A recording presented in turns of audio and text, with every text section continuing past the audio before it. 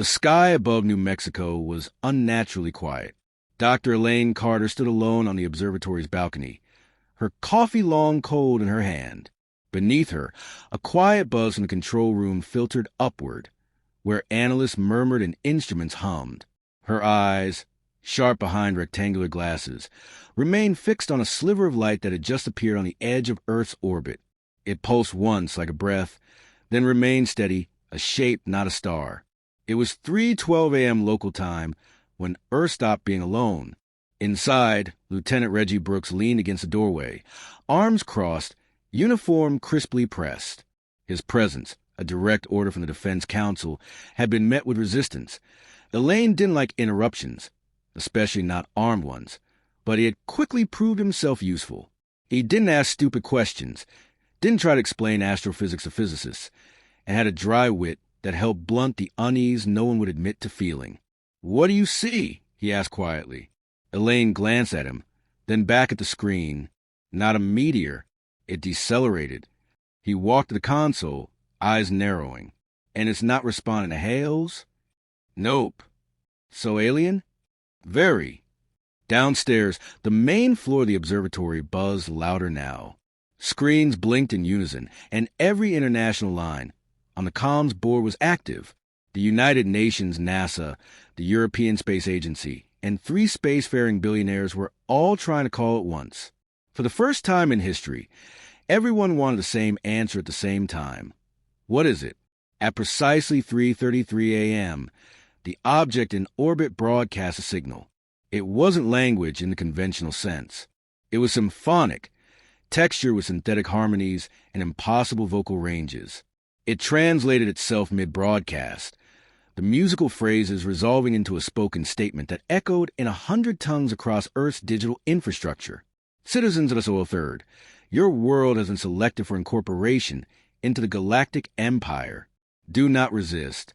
A delegation will arrive shortly to formalize your obedience." The screen flashed once more and went dark. In Los Angeles, Darren Lane woke up with a headache, a half-written monologue beside him, and the hum of the signal still ringing through his apartment walls. He stared at the television, bleary-eyed. The broadcast was already being looped endlessly on every network. Darren, once a promising stand-up comic, now hosted the Evening Fix, a nightly political satire show with middling ratings and a fiercely loyal internet following. He rubbed his eyes, replayed the message again, then slowly burst into laughter. "Oh my God," he whispered. "They sound like they walked straight out of a bad Shakespearean space opera." His producer texted, "Emergency taping. Get here now."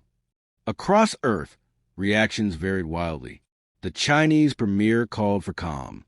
The U.S. president announced DEFCON 2. The Vatican held a closed-door emergency mass. Conspiracy forums collapsed under traffic. And memes, glorious, relentless memes, flooded the internet. Within hours, Galactic Empire trended globally alongside Space Karen, Earth is closed today, and Take Me to Your Meme Lord. Elaine Carter didn't laugh. She watched as the ship became fully visible. Massive, angular, matte black with glowing blue lattice across its hull, like a cathedral of war slowly orbiting a planet too small to comprehend it.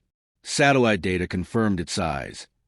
Easily 5 kilometers across, armed with energy signatures no Earth technology could parse. The Empire wasn't bluffing. They had power. What they didn't have, apparently, was a sense of subtlety. "They're really doing this," she muttered. "They actually think this works." Lieutenant Brooks nodded grimly. "Well, they've clearly never dealt with our internet." She raised an eyebrow. "You think this is funny?" "I think it's absurd. But I also think absurdity is dangerous, because we don't know their game. They're either arrogant, unhinged, or wildly misinformed. As Earth's leaders scrambled to draft an official response, the global media director proposed an unconventional solution. If these beings were expecting pomp and grandeur, they would receive what Earth did best: unpredictable satire wrapped in diplomacy. They wanted a representative who could speak with the alien delegation, but also navigate the wild media storm already swallowing the planet. They wanted Darren Lane. He received the call on live television. His reaction, eyes wide, coffee cup halfway to his lips, was clipped and shared in millions of views within the hour. "You're joking," he said to the camera. "Not even a little," said the Secretary of State, beamed in via satellite. The Empire sent a second message. This one came with visuals. A towering figure seated upon a throne shaped like a crescent blade, armor gleaming, voice deep enough to vibrate bones. "Citizens of SOL 3rd, failure to comply will result in display of galactic displeasure. You will be spoken to by Admiral Raxus Prime. Prepare to receive glory." The signal cut. Back in the studio, Darren shook his head. This guy sounds like he gives monologues to his shampoo bottle. His producers cringed, but the audience roared. Earth, it seemed, had decided not to fear its visitors, but to ridicule them. Darren was briefed by a room full of scientists, psychologists, linguists, and retired diplomats. His only question: do they have any idea what sarcasm is? No one could answer. The Empire's next move came swiftly. A small, golden vessel broke away from the mothership and descended toward Earth.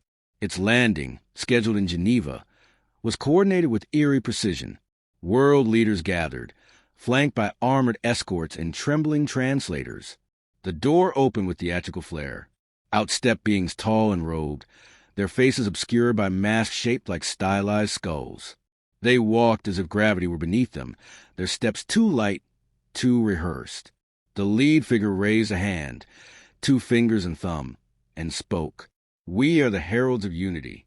Earth will be improved." The speech lasted 27 minutes.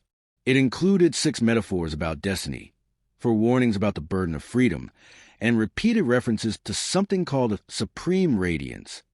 By the end, most delegates were either confused or asleep. Darren stood, approached the delegation, and offered a handshake.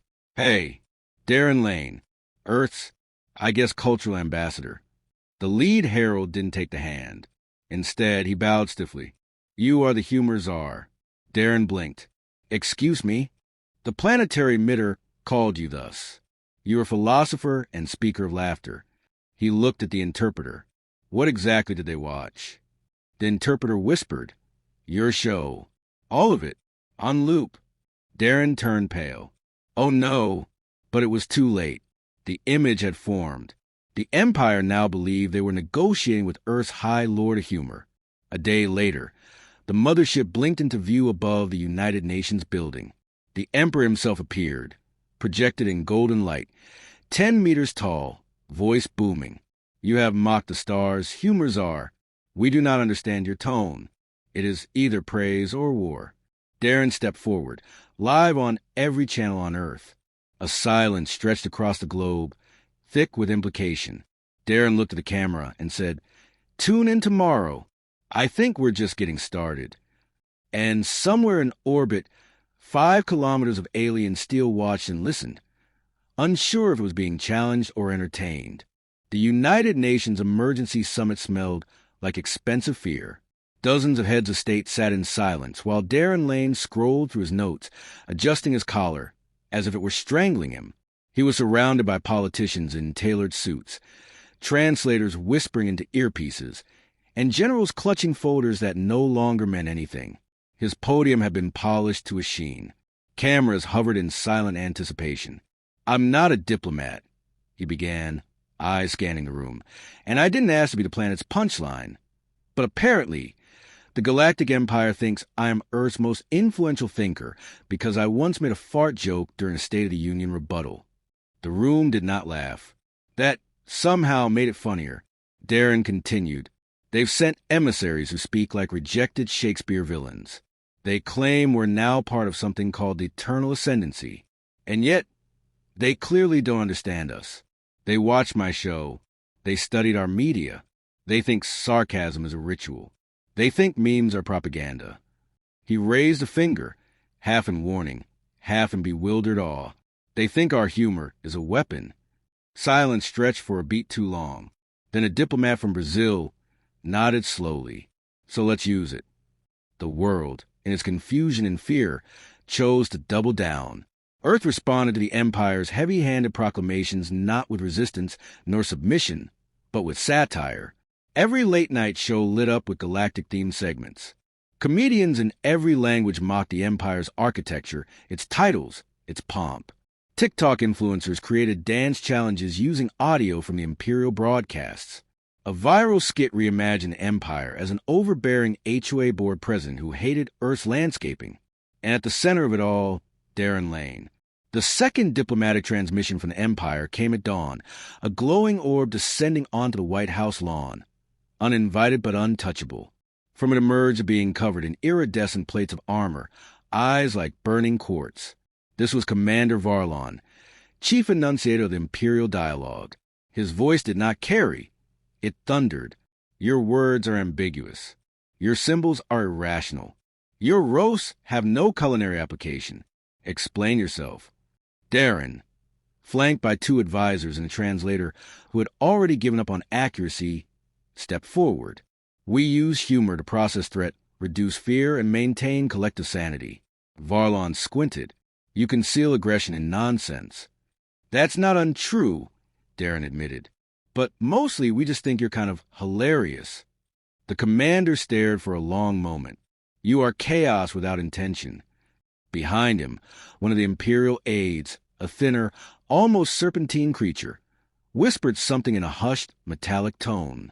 Varlin's gaze hardened. Our Emperor interprets your ambiguity as a strategic front. He believes your species feigns ignorance to hide cunning.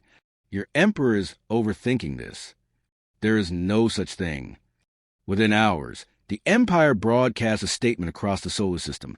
Earth engages in psychological warfare by disguising its intent behind irrational communication patterns. Their planet-wide mockery constitutes a form of resistance. Darren watched this from the Situation Room, half smiling, half terrified. So, they think we're strategic geniuses because we're idiots? Elaine Carter, patched in from her observatory, nodded. They don't understand humor, irony, or self-deprecation. They think we're doing it on purpose, some advanced tactic to destabilize them. Great, Darren muttered. We're winning a war we didn't mean to start. Reggie Brooks leaned forward. This is where it gets dangerous. They won't admit they don't get the joke. They'll escalate instead. And escalate they did. Imperial translator drones arrived next. Slender floating spheres. They hovered through cities, absorbing language, culture, and conversation. Within days, they short-circuited en masse. One exploded during an episode of The View. Another began screaming poetry in broken Korean on a Tokyo subway. The Empire retrieved them with silent urgency, issuing no explanation. Darren received a new message, a direct one, hand-delivered by a crystal-winged courier whose only words were, read, or perish. The message read, Humor Czar, your symbolic provocation strained the patience of the Supreme Radiance. The Galactic Empire does not exist to be ridiculed. We request immediate clarification. Are your actions those of defiance or a declaration of conceptual supremacy? Darren closed the letter, leaned back in his chair, and whispered, They really think we're smarter than them. His producer nodded. Or crazier. News anchors speculated wildly. Was Earth facing annihilation? Were the aliens vulnerable to laughter? Was Darren Lane actually orchestrating a planetary defense through satire? Theories spiraled out of control. Governments began funding Earth's comedians. A new United Nations department was formed, the Office of Cultural Engagement and Tactical Absurdity. Darren was granted provisional diplomatic immunity and assigned a team of linguists, behavioral psychologists, and joke writers. His task? Craft a formal reply to the Empire. He decided to perform it live. At 9 p.m. Eastern, Earth went quiet. Every screen lit up with Darren Lane. Seated on a minimalist stage, wearing a black suit and a single pin in the shape of Earth. The transmission was designed to be broadcast directly to the Empire. Esteemed Emperor, galactic delegates, honorable enunciators, I come to you in peace. And memes. He paused. I understand our communication methods are unconventional. We are a species that laughs in the face of doom. We mock what terrifies us. We poke fun at the powerful because we've seen how power can rot the soul. If you mistake our reverence for disrespect, I offer this. It is, in fact, the opposite. We invite you not to dominate us, but to understand us. He held up a printed image, a picture of the Emperor's throne, edited with googly eyes and clown shoes. Consider this an olive branch and a joke. He bowed. For 10 seconds, nothing happened. Then every Earth satellite picked up a single signal, a low-frequency rumble, like stone being crushed under thought. Elaine's analysis team was already working. They didn't respond with weapons. She said into the mic, "They're confused." Reggie raised an eyebrow. "Confused enough to reconsider?" "They're reevaluating," she said. "And you just became too unpredictable to destroy." In orbit, the Empire's ship shifted. Its formation tightened, blue light pulsing in strange, deliberate patterns. And deep within the Imperial command chambers, the Emperor remained motionless, surrounded by a silent council. One aide leaned forward. "Your Radiance, permission to clarify Earth's transmission?" The Emperor raised a single claw. "No, let them continue. The chaos is fascinating." Back on Earth, Darren Lane sat backstage, peeling off his mic. "That went well," he said. "No, it didn't," his producer replied. "Yeah," Darren agreed. "That's why it worked." Far above, unseen and unknown, the Empire's next move was already being shaped. Not of war, not yet, but of something stranger. Something dangerously close to curiosity. The first delegation of Empire officials to step foot on Earth did so in Prada, or rather, what they thought was Prada. Cloned, synthesized, and subtly warped in translation, the Empire's fashion specialists had clearly combed through humanity's couture archives and decided that high fashion was the correct uniform for diplomacy. The result was a surreal tableau. 8 gleaming humanoid figures adorned in avant-garde suits, exaggerated shoulder pads, and ornamental masks shaped like inverted skulls, each trailing holographic capes that glitched with every step. They arrived at the United Nations headquarters in Geneva with all the grace of alien royalty and none of the cultural awareness. Cameras clicked. Commentators on live streams were already dissecting the symbolism of every fold and glitch. Some insisted the delegation was mocking humanity. Others swore it was an attempt at reverence. Darren Lane, of course, had other thoughts. "They look like if RuPaul's Drag Race crashed into Blade Runner," he muttered into his earpiece. "Darren," Elaine Carter's voice crackled back, "please don't say that during the opening remarks." "Fine, but I'm thinking it." Behind the scenes, Darren was adjusting his own outfit, chosen deliberately to be the most average American ensemble imaginable. Jeans, a blue hoodie, and sneakers. The visual contrast was intentional. It was his team's latest strategy: disarm the Empire with everyman absurdity. Make them think his influence stemmed from something ineffable, something they couldn't codify. In the delegation chamber, he was introduced not as a comedian, but as Earth's cultural resonance architect, a title cooked up by 3 marketing firms and a CIA linguist. He stepped forward. Commander Varlon, ever the emissary, greeted him with a slow nod. "Human, Lane, we have reviewed your planetary communications. We seek further context." Darren raised an eyebrow. "Context for what?" Varlon gestured to a floating holosphere. It flickered to life, displaying a loop video of Darren's most infamous segment, the one where he performed a mock skit of an Imperial throne room, complete with sound effects and a cardboard crown. "This ritual," Varlon said, "was it a threat?" "No, that was satire." "For what purpose?" "To criticize authority through exaggeration. It's a way to question power without violence." Another alien, thinner and taller than Varlon, leaned forward. "In the Empire, questioning power is sedition." Darren nodded. "Here, it's Tuesday." Silence settled over the delegation like a fog. The Emperor himself had not come. He remained distant, inscrutable. But his proxies were curious, and curiosity in a galactic empire was as dangerous as any weapon. They were trying to understand Darren, but more than that, they were trying to decode the species that had laughed at power. "Do your people enjoy disorder?" asked the tall alien known as Proxy Telmar. "We enjoy challenging certainty," Darren replied. "We thrive in friction. It keeps us honest." The room shifted, energy thickening. "You weaponize doubt," Varlon said. "We embrace it." You manufacture chaos. We call it creativity. Another silence. Then, a question that didn't come from the aliens, but from Darren himself. If your empire spans galaxies, why does our little chaos bother you so much? Proxy Telmar stared. Because we have never lost control. And there it was, the crack in the marble. Humanity, with its memes and sarcasm, had touched something the Empire had never encountered. A civilization that found strength in self-deprecation, that treated its own flaws as punchlines. The Empire could crush armies, rewrite planets, terraform moons. But they could not parse a joke that meant three things at once, and none of them clearly.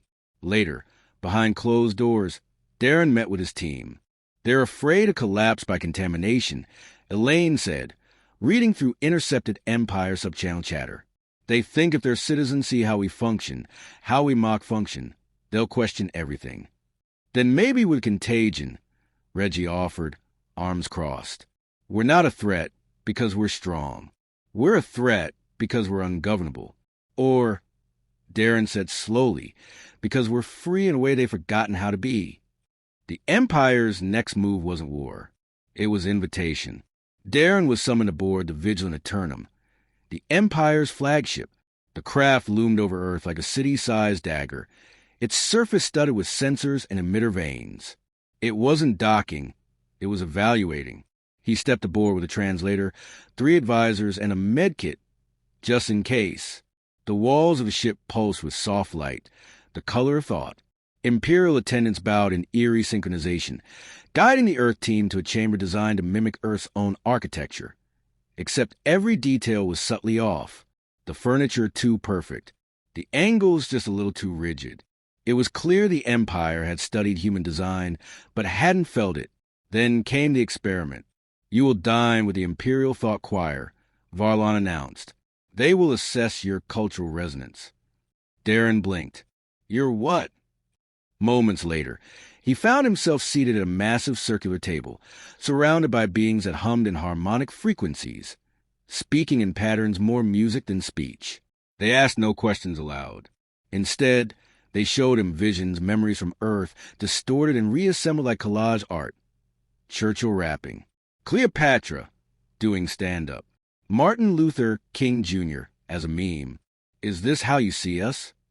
Darren asked. One voice finally replied, vibrating his chest more than his ears. It is how you show yourselves. But that's not who we are, he said. The room dimmed.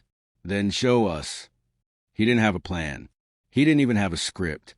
But in that moment, Darren stood from the table and told them the truth. Not the government's version, not the filtered one. He told them of Earth's chaos, of its cruelty and brilliance, of genocides and revolutions, of Van Gogh and YouTube. He quoted philosophers, rappers, and Reddit threads. He described how a joke in one country could be a blasphemy in another. He explained the beauty of contradiction, the sacredness of imperfection. And then he told them a story about a boy who grew up watching his father lose his job, laugh about it, and still managed to get through the day. About how humor wasn't escape. It was armor. The choir was silent. Then one of them, smallest among them, whispered, You find meaning in noise. Exactly, Darren said. And sometimes that noise is the only thing that keeps us human. When he returned to Earth, the ship didn't follow. It lingered, orbiting, observing. For now, the Empire had chosen to wait, not because they had been defeated, but because they were uncertain. Humanity hadn't just confused them, it had unsettled them. And Darren Lane, a late-night comedian turned accidental diplomat, had become the prism through which they tried to understand an entire species that refused to be understood. But as he stood beneath the stars at night, watching the Imperial ship glint like a second moon, he knew one thing. They weren't laughing yet, but they were listening. For 2 weeks, the Empire said nothing. The Vigilant Eternum remained in Earth's orbit, casting its slow, inevitable shadow across continents. Every 6 hours, it recalibrated its orientation, an act visible from the ground as a brief shimmer, like the sky was folding on itself. People gave it names. The sulking satellite, Big Brother's cousin. Some just called it the stage. The news cycle teetered between awe and dread. Nations speculated if this was a calm before annihilation.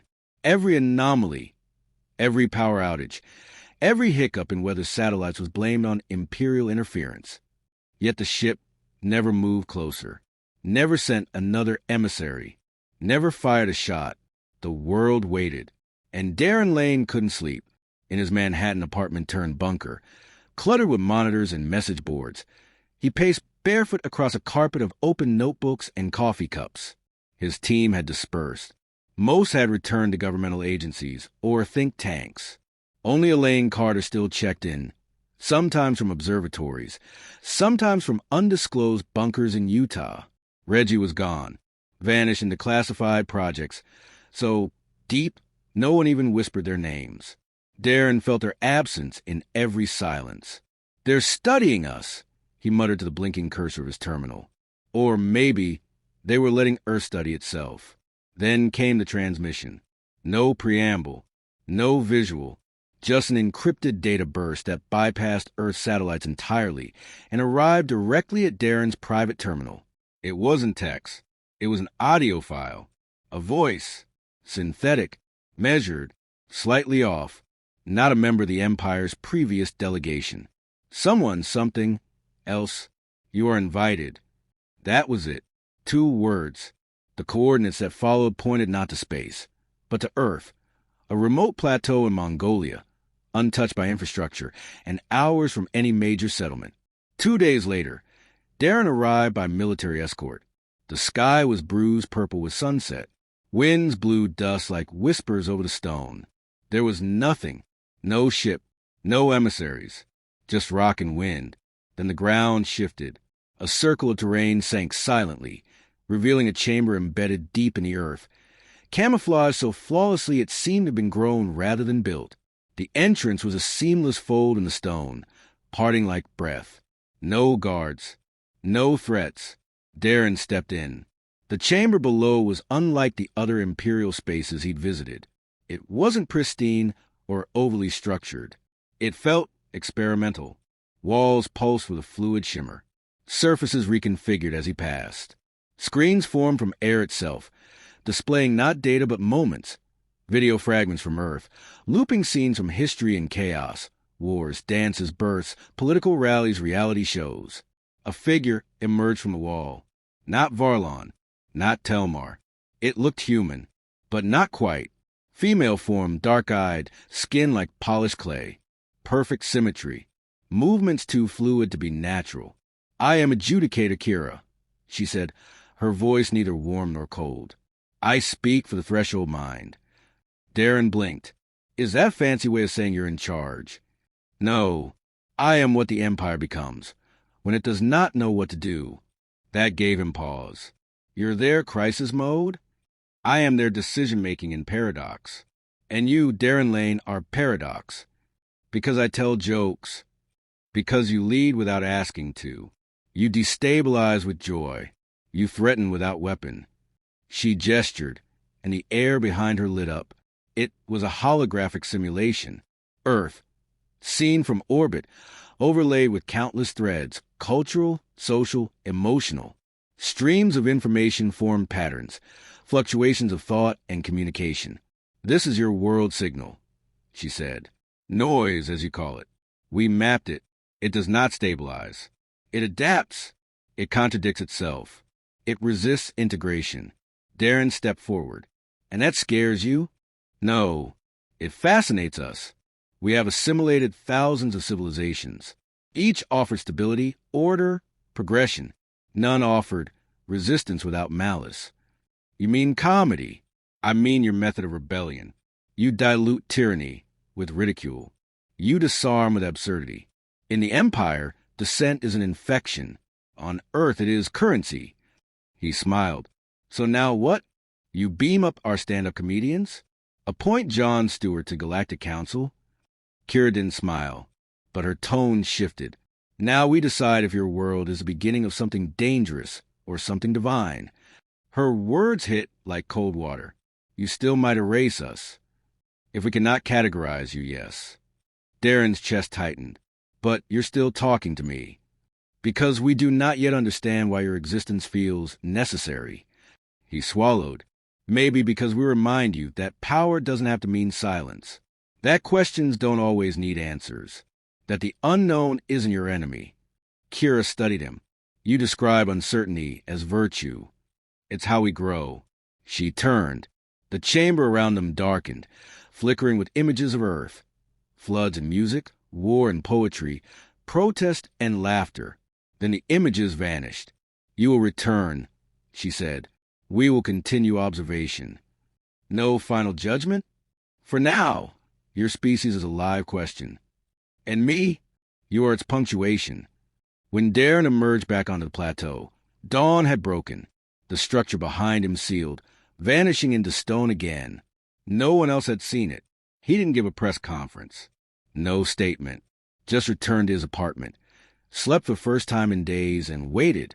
Above, the vigilant Eternum departed, not in retreat, in curiosity. Humanity had not won. There was no war, no triumph, but it had been noticed. It had made the gods laugh, or at least pause before deciding. And for Darren Lane, who once told jokes to fill silence, that was enough. For now,